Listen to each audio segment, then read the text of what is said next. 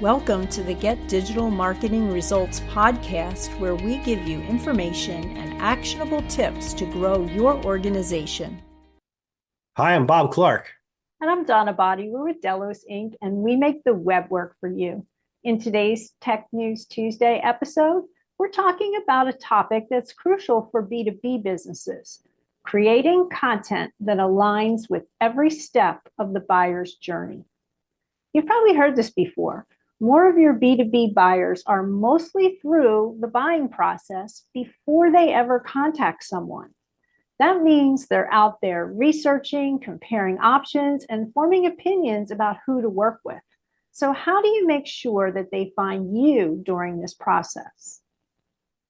That's right, Donna. The buyer's journey is the process that people go through from the time they recognize they have a problem that needs to be solved to their experience up to and after the sale. You know, when we're talking B2B, prospects are often 80% through the buying process before they even think about contacting a salesperson. By the time they reach out to you, they've already done a lot of research. Exactly. And that's why it's so important to have content that speaks to them at every stage of that journey.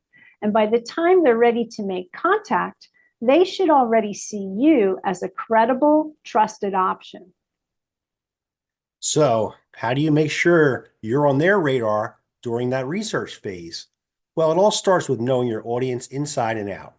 You need to understand who they are, what they care about, and most importantly, what problems they're trying to solve.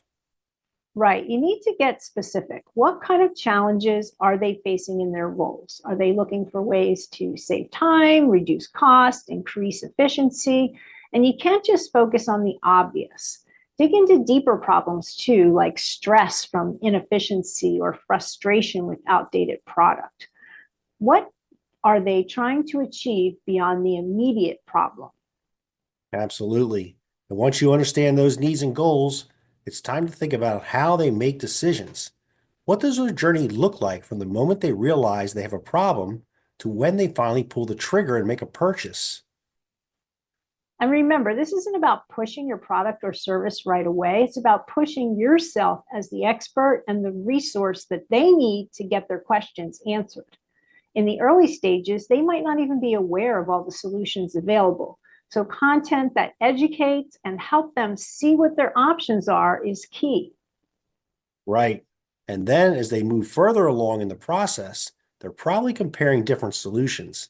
At this point, you can start introducing more specific content, case studies, testimonials, or comparisons to help them make decisions. And that's where you start to demonstrate your value.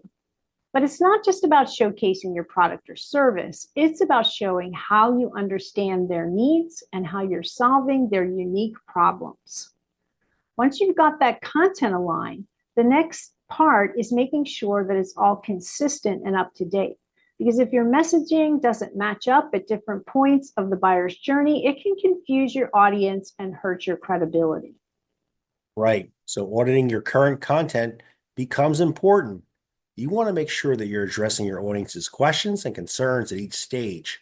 But if you find gaps, like maybe there's not enough content for the decision-making phase, that's when you need to create new resources to fill in those gaps.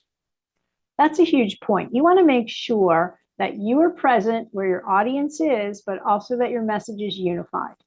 You want your content on your website, in your emails, and on your social media channels to work together to guide them through the journey. They should be getting the same message everywhere. And remember, your goal isn't just to sell, it's to build trust.